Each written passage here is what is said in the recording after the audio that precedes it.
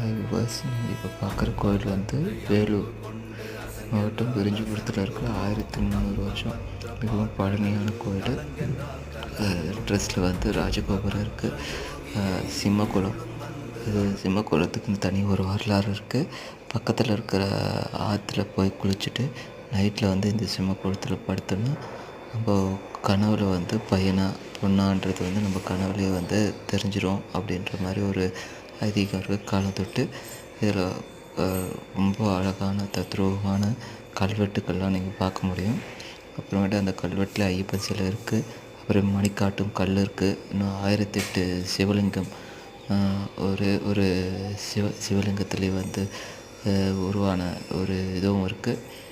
அன்னதானத்துக்குன்னே வந்து காலத்தில் வந்து மிகவும் பிரம்மருக்காக காட்சியளித்த சிவலிங்கம் என்று சொல்லப்படுகிறது.